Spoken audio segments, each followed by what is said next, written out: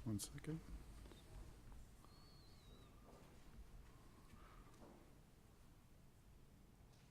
You're free to begin. Thank you.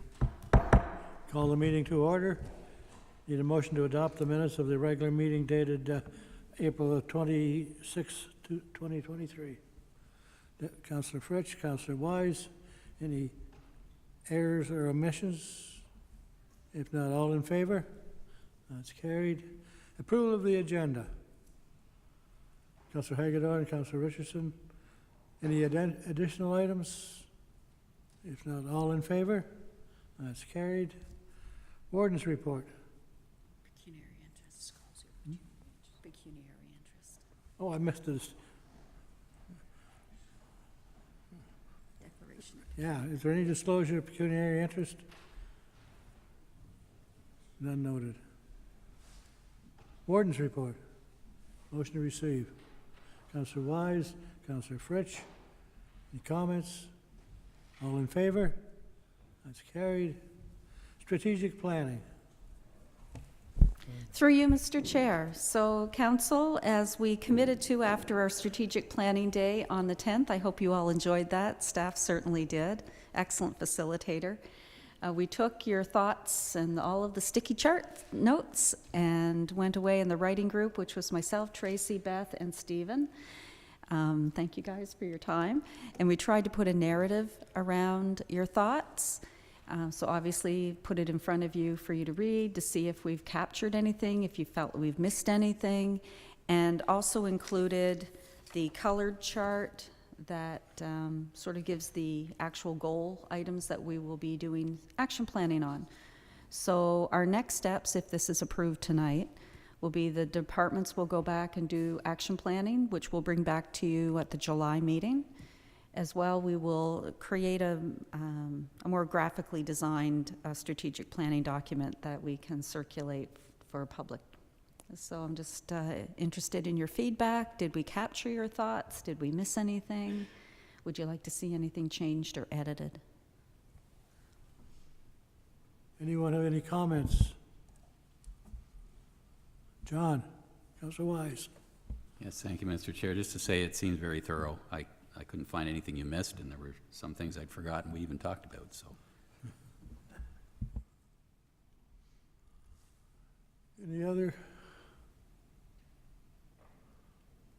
I guess we need a motion to receive it and direct staff to proceed. Need a motion to receive and direct staff to proceed. Councillor Davison, second by Councillor Fritsch. Any comments? All in favor? That's carried. AMO conference delegation requests. Again, through you, Mr. Chair.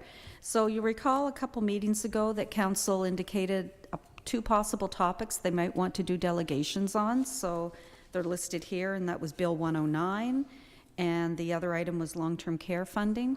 You did direct us to approach 3 not-for-profit long-term care facilities and 3 profit long-term care facilities to try to get a sense of what their funding situations were like so that we could do some comparisons, contrast, compare, so that we could develop a more thorough argument to bring forward to government.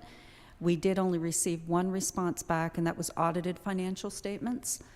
So the staff committee hasn't gotten together yet to look to see if that's, obviously one is not enough to do a comparative report on anyway, but even if just audited financial statements will tell us anything meaningful from which we can draw conclusions. So suggesting that perhaps we might want to wait on the long-term care issue until the Roma conference next January. That will give us time to get more information so that we can pull together a report that could be informative for government and help us. The other idea of Bill 109 was a previous idea. So you might have other things that you might want to advocate on as well. We're happy to take those. Just note that this is the last meeting before the deadline to submit delegations. So just looking for a motion from council to confirm what the delegation topics will be. Anyone have any? Councillor Fritsch?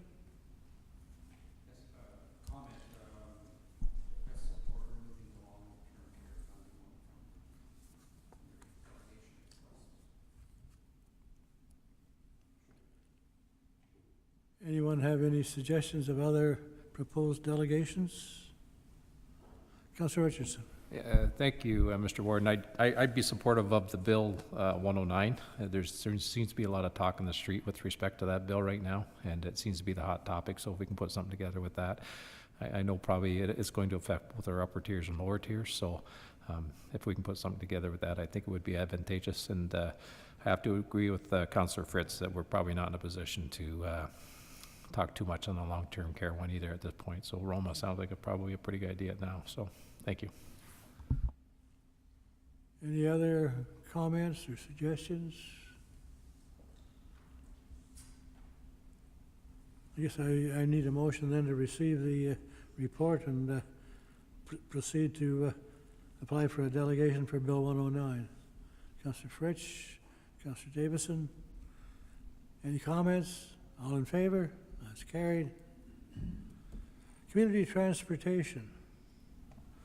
Stephen. Okay, thank you, Mr. Warden. So I've had this topic in front of council a few times over the years. Just a quick reminder, we've received $433,000 from the Ministry of Transportation to support community transportation project. It originally was a partnership with LNA SOS Senior Outreach Services. And then moving forward from there, we're looking at a partnership between Greater Napanee and Loyalist Township to do a linked transportation between the two communities.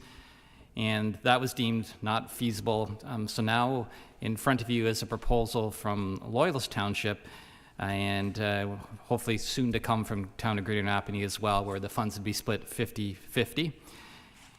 And the proposal from Loyalist Township would be looking at $192,000 of the remaining funds, where they would create a pilot project that would link into the industrial park kind of through a hybrid model, utilizing Kingston Transit, plus also contracted transportation services.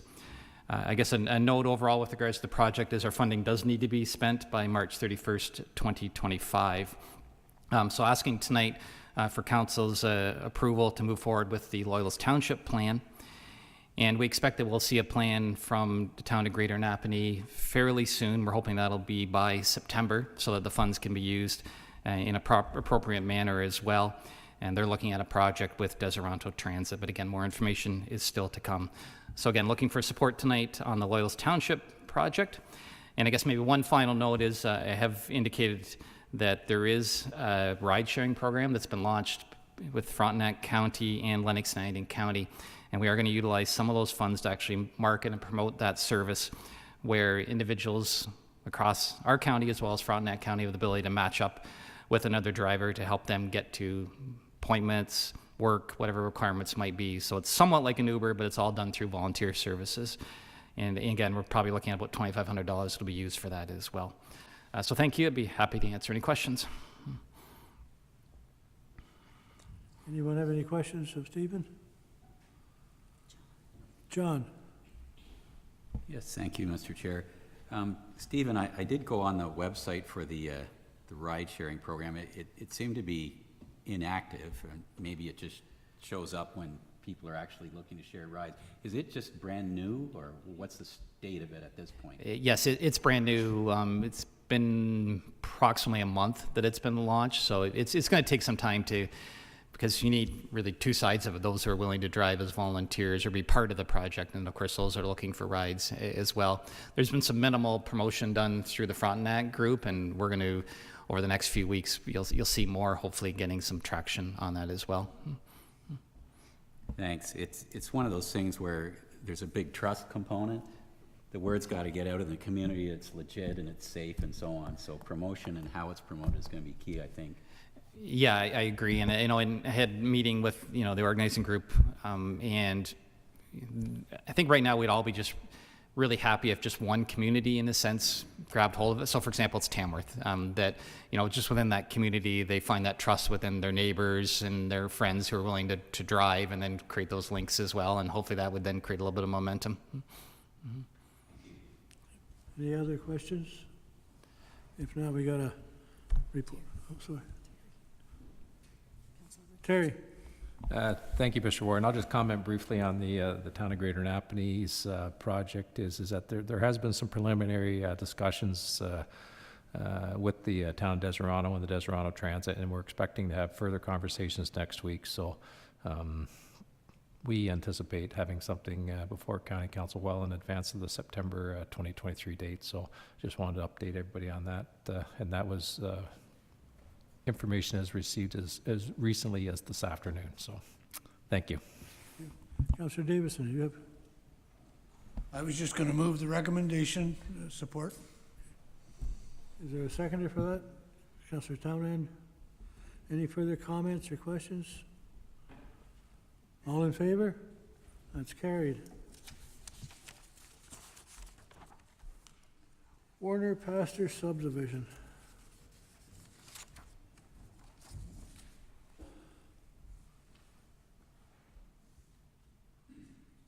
Go ahead. Thank you, Mr. Chair. So I guess welcome back to Warner Pastures subdivision. We've received an application to extend draft plan approval for Warner Pastures subdivision and also to revise some of the conditions that are associated with draft plan approval. So the county has full responsibility to make the decision regarding the extension of draft plan approval, but Township Council has the opportunity to provide a recommendation to County Council. So this went to the Council of Stone Mills last week, I believe. So I'm just going to kind of give you a little bit of background on what has been going on. So we received this application in March. There has been a new owner to the subdivision. So this past, I think they bought the property in April, but they are, I think, the third owner since it was approved in 2011. So it has gone through 3 requests of extension, and this is the 4th. This new owner has been working on getting lots of things done. He's submitted to us draft plans for like a tree conservation plan, a road design. He's looked at all of the storm management services, and he's been working on things compared to previous owners in the past. So the owner has asked County Council to revise some of the conditions in the draft plan approval. So they have asked for a permission to, it was previously for 35 lots, and then it was approved for 25 lots, and now they are looking to develop 24 lots. So they're asked for permission to revise the draft plan approval to reflect that they want to develop 24 lots. So what they've done is they've removed lot 19, which is also indicated as Colborne lot on the sketch, and they're going to sever that lot so they can start building that lot first. It's not connected to the road that goes through the subdivision, but it's on a public road. So they've started that process. They provided us with a new sketch, which was never provided before, to reflect the 24 lots that they are looking to approve. And then they asked for a condition to kind of enter into a purchase and sale agreement over parts 1 and 2 of the kind of an open road allowance that the township owns.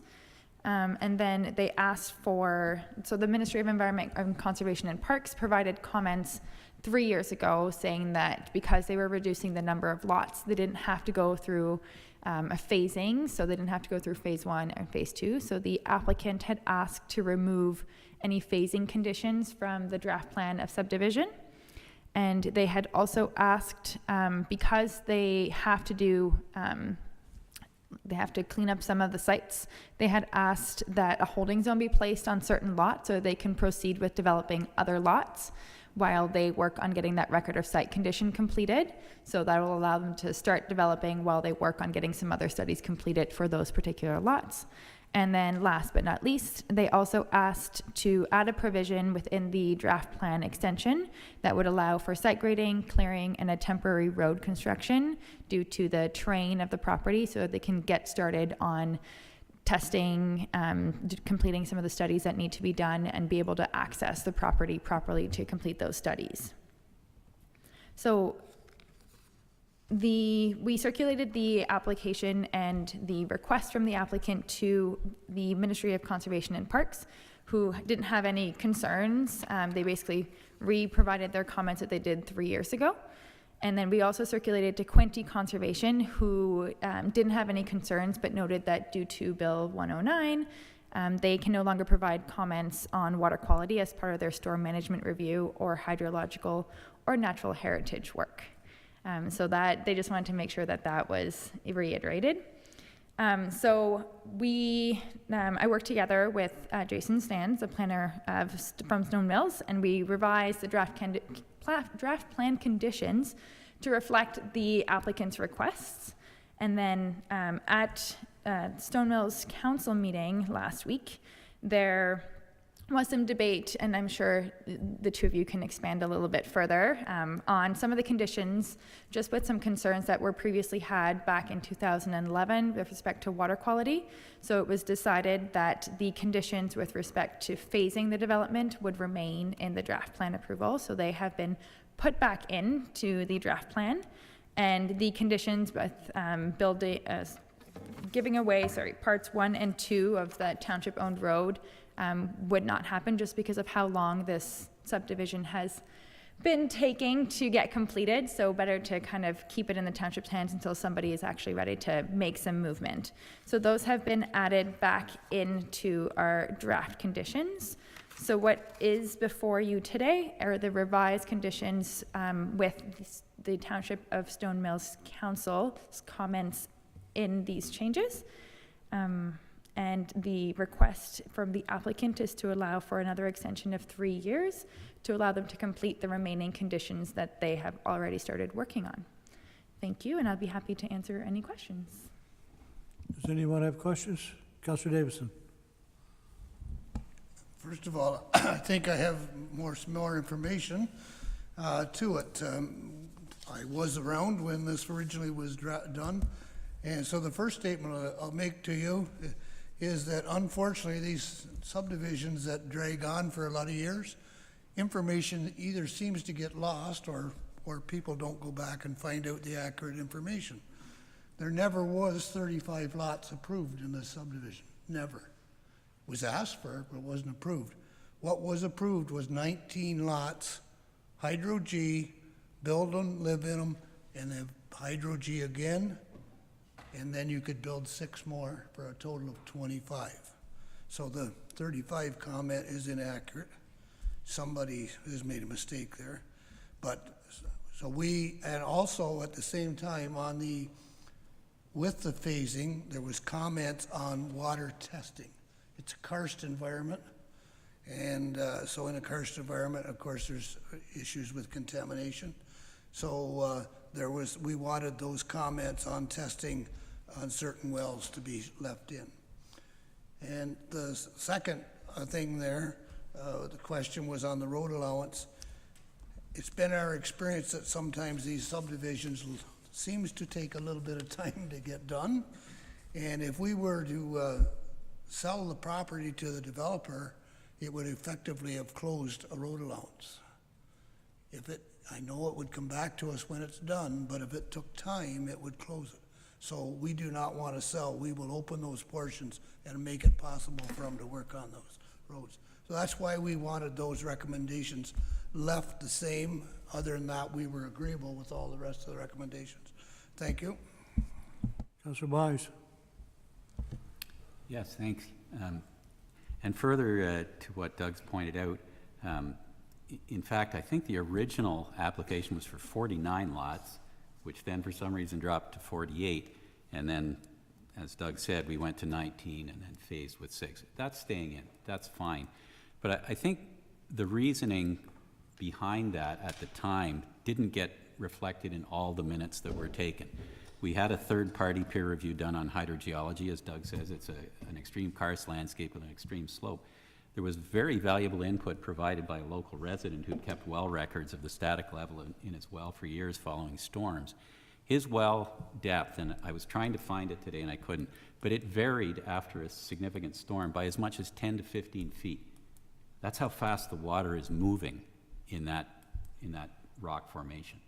Not a really good area to be putting in well and septic without a lot of caution, hence the phasing idea staying in.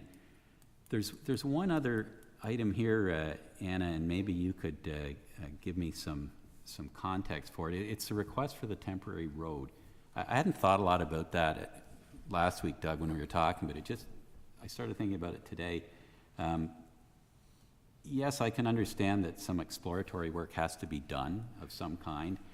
I'm not sure if it means heavy equipment and drilling or what it is, but we need some, if I'm comfortable with approving that, we need some parameters.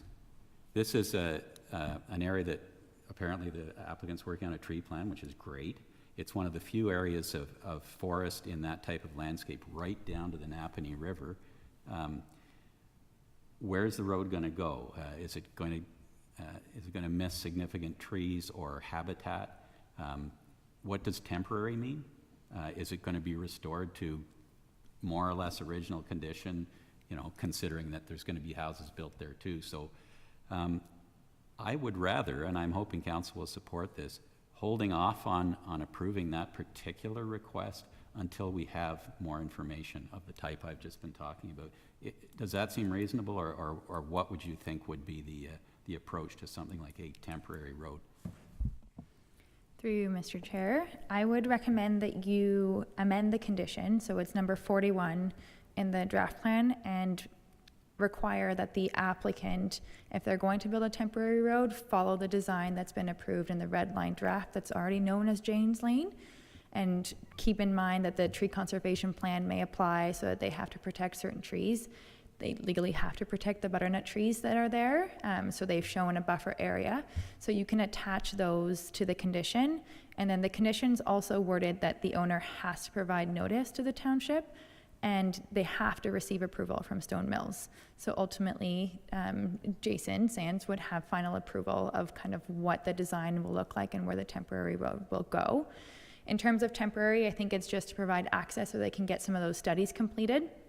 And then they would start building out the real road once the draft plan approval and subdivision agreement have all been registered. That would be my recommendation, is to amend the condition to make it a little bit more specific so that it follows the Jane's Lane that's already been approved in the sketch. And Jane's Lane, just for context, that is going to be eventually the permanent roadway to serve the subdivision lots. That's correct, and I think it's block 28, so you could even follow that, and there should be a survey that shows where Jane's Lane is going to go. Okay, with that reasonable language surrounding that condition, I'm comfortable with that. Thank you. Any other questions or comments? If not, we need a motion. John, you had some. Yeah, I'll move that the conditions that are requested, well, let's deal with them one at a time. Permission to remove lot 19 from the draft plan, that's no problem. That basically turns it into a severance. Approval of the attached red line subdivision. That's just the sketch that we're talking about. Addition of a condition prior to registration, the owner of township agree and enter an agreement of purchase and sale. That's the road blockage, is it not? Yes. We're not approving that. Deletion of the paragraph to remove the requirement that subdivision be phased. No, we're not going to remove the phasing. The one for amending the development of lot 12, 13, 14, and 15, that's just to allow the rest of it to go ahead while they still do the record of site condition on those lots, which has to be done anyway. I have no problem with that. And further, that condition 6 that's being requested be granted conditionally, that it follows Jane's Lane, that the tree conservation information applies to that temporary road, and that planner Sands be consulted before and during, and staff be consulted during the construction of that road. Does that cover what I was trying to get at for that one, do you think? I believe it does, and just so we're on the same page, it's condition 41 in the draft plan approval. Right, yes. These are the conditions in the lawyer's letter that I'm looking at here. So that is my motion, thank you. Have you got somebody, you got that? No? Is there a second for John? Councillor Davison? Comments? All in favor? That's carried. Okay. Provincial offenses transfer agreement. Through you, Mr. Warden, I can comment on the report. Before council tonight is to formalize an agreement with the Attorney General for the prosecutions of Part 3 and Part 9 of the Provincial Offences Act. For council's reference, we have been doing this informally since before COVID. This is just to formalize the agreement. There's no expected increase in costs for the staffing because we are technically doing it now. It is also consultation with more serious offenses under Part 3s with if there's a murder or death involved, that the Attorney General will have that option of prosecuting those cases. So I'm happy to answer any other questions the council may have. Does anyone have questions of Mr. Day? If not, I need a motion to receive the report and adopt the recommendation. Councillor Richardson, Councillor Fritsch, any further questions or comments? All in favor? That is carried. Proposed bylaw. Yes, through you, Mr. Warden. I don't have anything to add or highlight for this report, but I'd be happy to answer any questions should council have any. Anyone have any questions of the bylaw to prohibit jumping or fishing off bridges? Councillor Hagedorn. Thank you, through you, Warden. It mentions in here that there would be regular enforcement as needed. I was just curious, was there any idea what that enforcement would be? Is it just if a complaint is directed to the OPP, they would respond? Or is it more in-depth than that? So through you, Mr. Warden, at this time, we don't have an offense like in a bylaw to be charged. It would just be like county staff or town staff if they noticed someone jumping from the structure, just to let them know it's prohibited, and hopefully they stop. And if they choose not to, then we would involve OPP. To my knowledge, I believe there could be a fine through the OPP for disobeying a road sign, which I believe holds a charge of like $45. I don't know if we need to get into fines at this point. It's purely just to protect the county liability at this point. Thank you. Any other questions? If not, we've got a recommendation. Receive the report. Councillor Townsend, second Councillor Fritsch.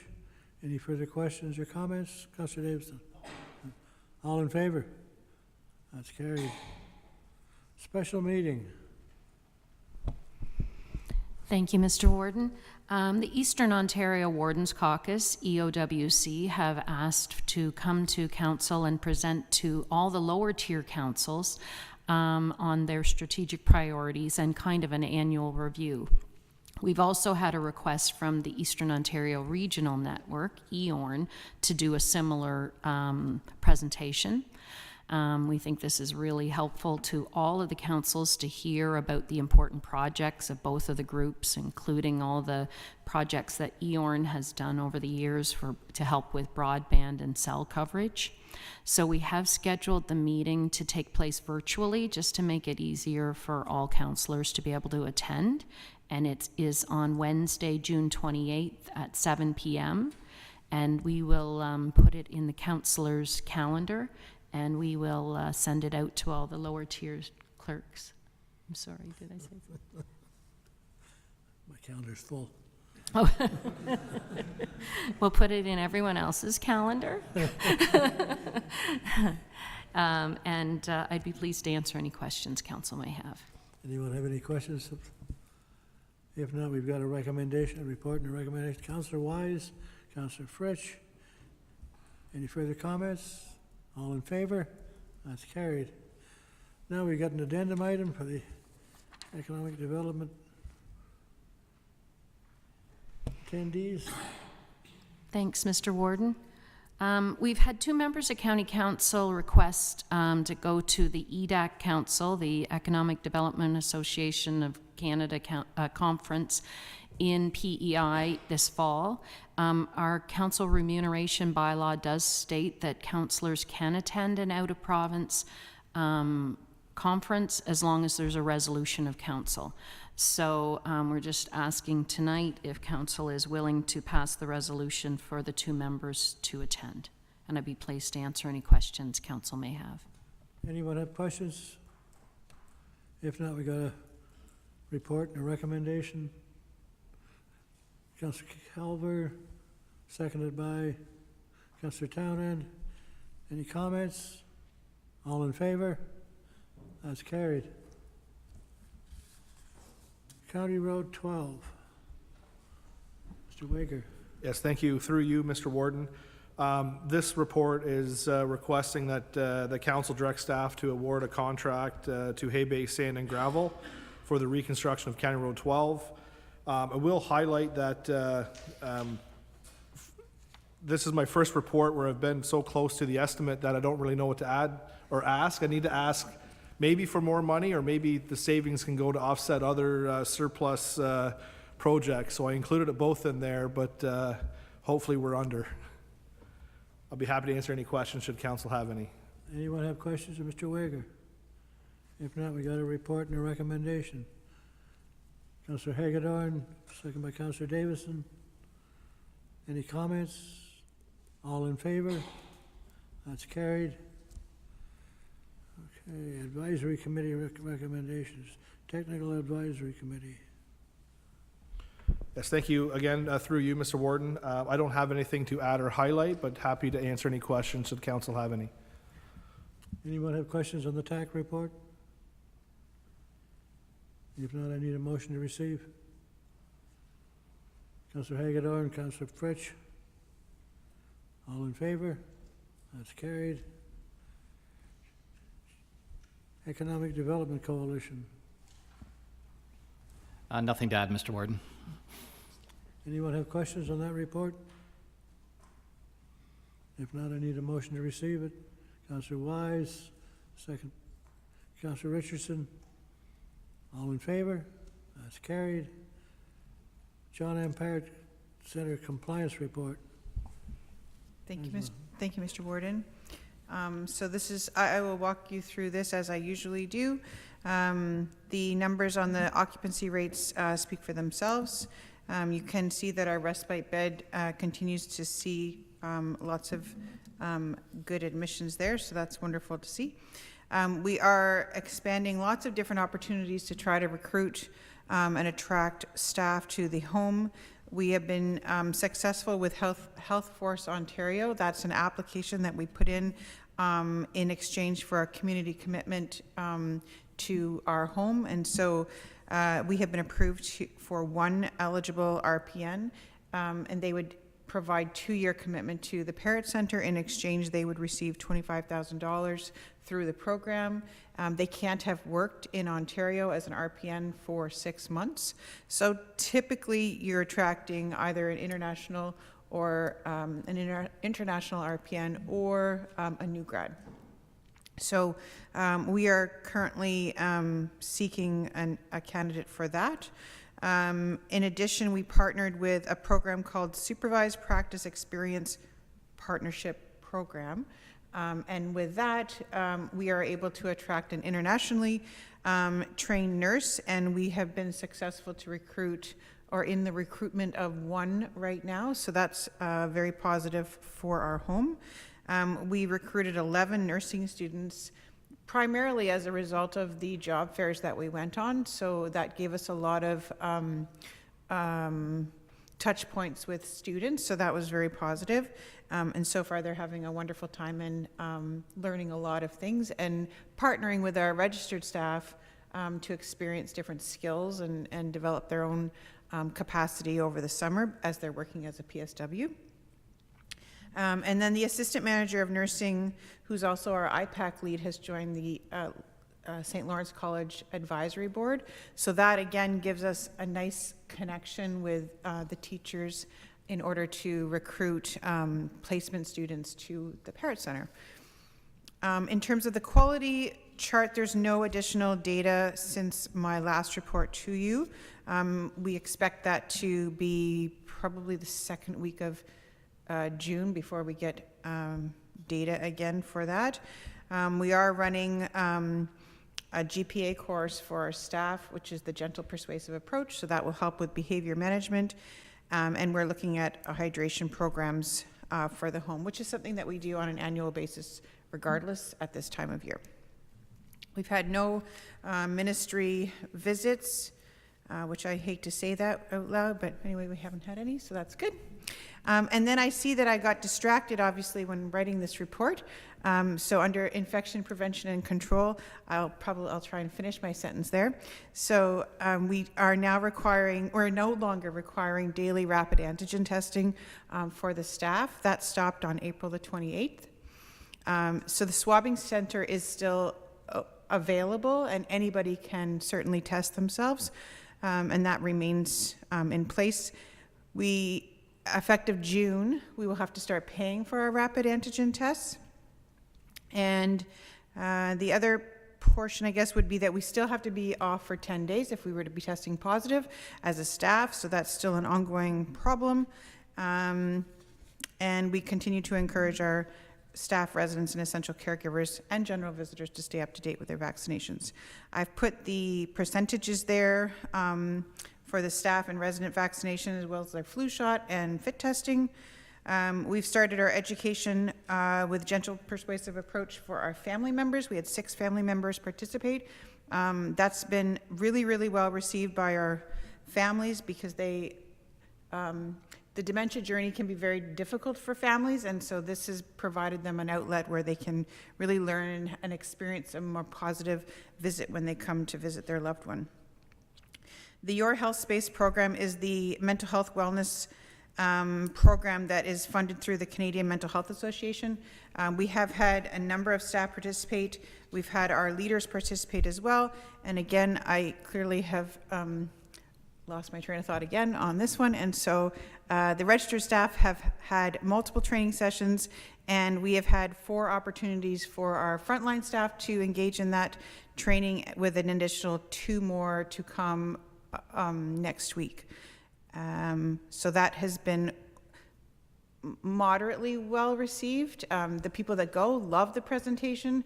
It's just a matter of getting the staff to choose to attend. And the fire plan has been reviewed by the chief fire official in April of 2023. And that's all. Anyone have any questions of Ms. Malcolm? If not, I need a motion to receive the report. Councillor Wise, Councillor Townend, all in favor? That's carried. Committee reports by members of council. Does anyone have a committee report they wish to share? If not, we'll go on to county department activity reports. Through you, Mr. Chair. I don't have anything to highlight, but happy to answer any questions if you have any. Anyone have questions on the administration report? If not, we'll go on to financial services. Through you, Mr. Warden. The only thing I'd like to highlight is the provincial offenses first quarter results are in. We are a little bit higher than last year, and we're in line with budget, but it is earlier in the year, and we'll be monitoring that closely. But I'm happy to answer any further questions that council may have. Anyone have questions of the financial report? If not, oh, sorry. Terry. I think Councillor Fritz was first, if he wants. All I was going to comment on is obviously, I don't know if it's a good sign or a bad sign, but obviously the fines are up, so it is helpful for the county. Could this be, or is this, do we think that it's kind of the rebound from COVID, that everything is getting back to normal? Is that sort of a safe guess or bet on that? Through you, Mr. Warden, there was a couple of large fines that were covered from environmental that did boost it up, that were a carryover from before 2022. So we may not be out of the woods yet then. Thank you very much. Councillor Fritz.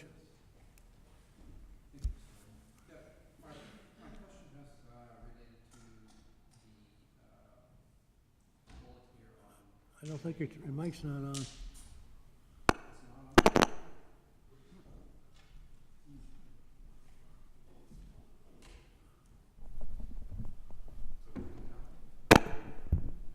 How's that? Oh, that's a lot better. Yes, Mark, my question is on the employee benefit costs going up. So I'm not really looking for an exact figure, but I guess I expect it's right across the board, probably with most companies providing benefits. I guess I'm assuming from this fact that it's in here that it's a very substantial potential increase. Do you have any comments or to what degree they may be going up? Through you, Mr. Warden, I really don't want to speculate or give you a false number right now, but it was fairly high, double digits on some of the benefits. So that's why we're going out for a costing to go to market to try and reduce those increases. Thank you. Any other questions? If not, we go on to social services. Ms. Chenier. Thank you, Mr. Warden. Just a couple of highlights. Children's Services is very pleased to be offering a professional learning day to our childcare staff and earlier staff on June 2nd. So we're very much looking forward to that. We have offered 2 last year, and this will be our first one for this year. So we're very pleased to be able to do that again as part of our workforce development program.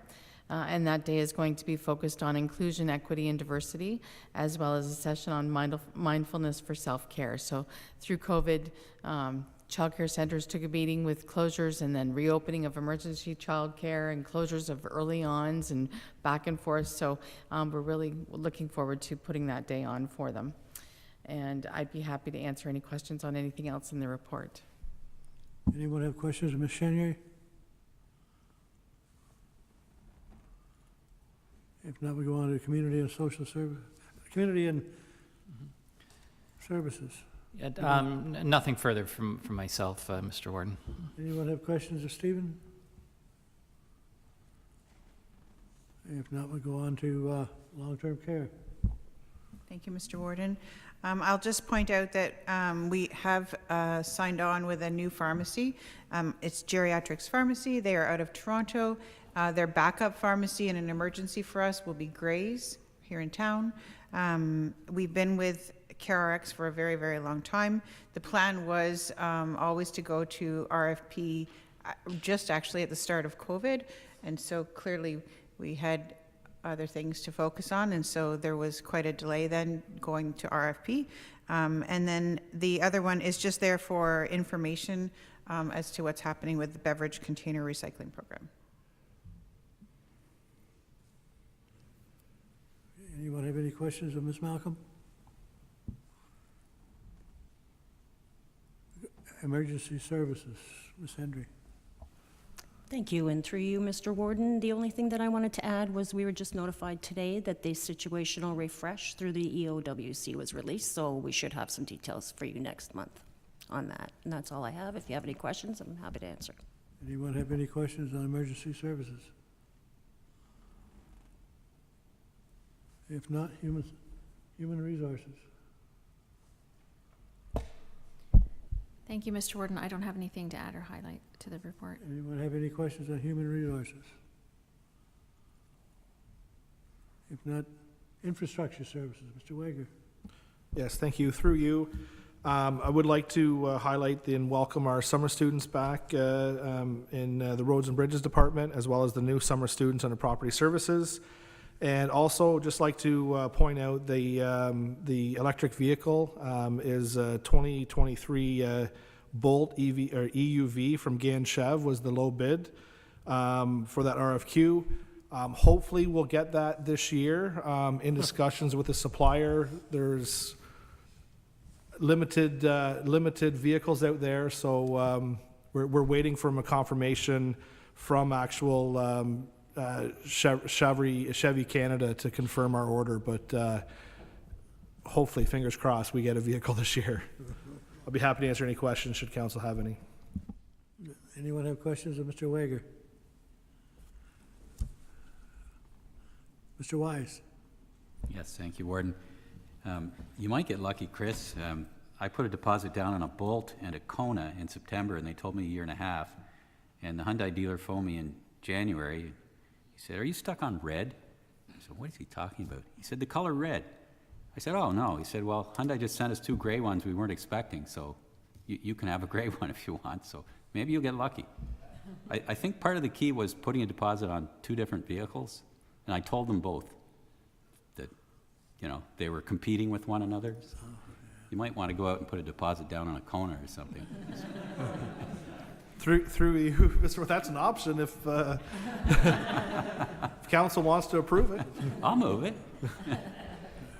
Hopeless. Oh, sorry. Okay, any other questions or comments? Just one more thing, Henry, sorry. I meant to ask you during the TAC discussion, and I forgot to make a note of it, Chris. This use of a emergency detour route when half loads are on is something I never thought about before. You said you hadn't really had a response from the province. This must be something that gets discussed among people in your position. What is the province's position? Is it just they don't have a position, or how do we deal with this? Through you, Mr. Warden. Yes, their position is that once the traffic is off 401, it is our responsibility and it's not their traffic. So I'm chairman of the cost group, which is county single tier for Eastern Ontario, and we on that committee we have MTO representation. We've been advocating for multiple years now, since I've started here with the county, for some sort of funding to support our local roads that, to be honest, get pounded when there's an EDR. And we have well-defined EDRs here. We're actually very fortunate to have the EDR system that we have through our municipality. Unfortunately, traffic is very heavy through our corridor. It's only a 2-lane section and not a 3-lane, so the EDRs are more, there's a lot more volume and a lot more EDRs than other municipalities that are west of us. So traffic backs up through our EDRs where they slow down to actually posted speed limits, and so they go to find other roads. Everyone has a GPS now. I'll use County Road 11 as a prime example. That's a surface treated road that goes through the town of Greater Napanee and into Stone Mills, where they then go to County Road 27. They'll go down through Palace Road into Loyalist. Up in Addington Highlands, there was just a recent, I believe, a 7-hour EDR because of a washout, or even more. It might have even been longer than that. Seasonally load restriction, we're going down County Road 29 and in discussions with OPP about, well, hey, you guys are there, you guys know they can't travel, and they're like, well, we've got no choice. Well, I'm like, well, yeah, send them to Highway 62, like, or take 41 back. I don't know what to I don't know what to tell MTO, but personally, I look at the amount of cost that taxpayers pay to have the 401 go through the municipality. Yes, there's some benefits economically. Stephen can attest to that. But when it comes to road maintenance, our roads, other than the ones that we have for EDRs, are not built for an EDR, and that decreases the lifespan and greatly increases the cost to ratepayers for those roads. So we are collecting data as we can to look at easel loads and look at the volume of traffic, and hopefully maybe next year, my goal is within 2 years, is that it would be a delegation at the Roma conference to maybe push to the ministry level even a bit higher for some type of funding. Now, and I speak for County of Lennox and Addington, but this is very common for all municipalities that have the 401 corridor going through their municipalities. Thank you. Any other questions? If not, I need a motion to receive all the reports. Councillor Davison, second by Councillor Hagedorn. All in favor? That's carried. Resolutions, Highway Traffic Act amendments, City of Cambridge. Councillor Wise. Receive and support. Seconder. Councillor Fritsch. Comments, questions?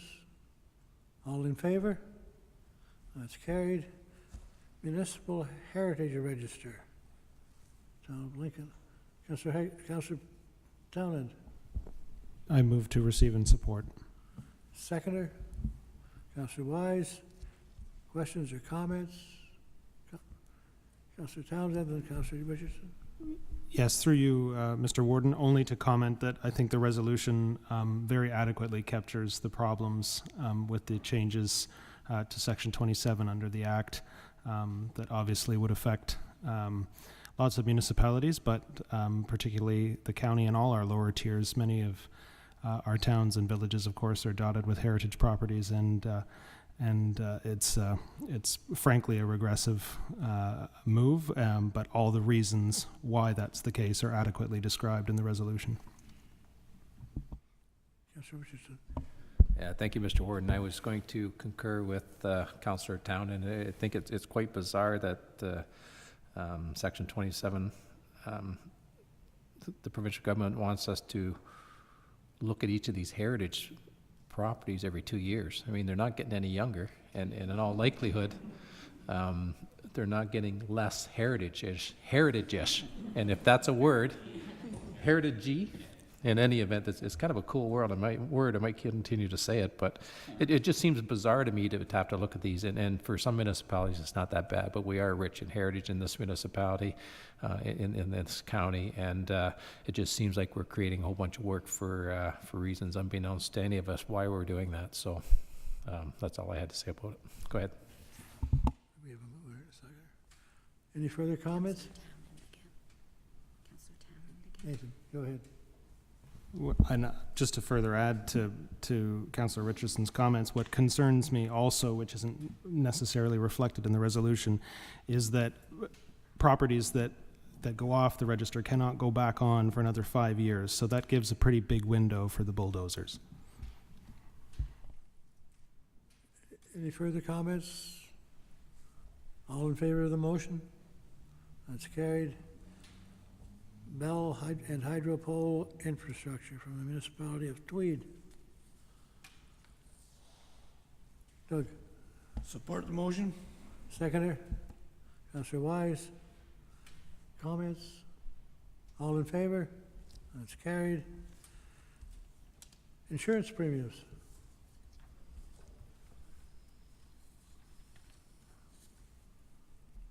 Councillor Wise? Receive and support. Seconder? Councillor Calver? Comments? All in favor? That's carried. Bill 5. Councillor Wise? Receive and support. Seconder? Councillor Townend? Comments? All in favor? That's carried. Other business, statements by members. Notice of motion. Matters of urgency. I guess we need a motion to go into closed session. Councillor Calver, Councillor Fretch, all in favor? That's carried. Am I supposed to give a reason for going into closed? Am I supposed to give a reason? You can read that. You just read that. Gotta find it first. Pursuant to Section 239, Sub 2 of the Municipal Act as amended, this part of the meeting will be closed to the public in order to appoint members to the Economic Development Coalition. There we go.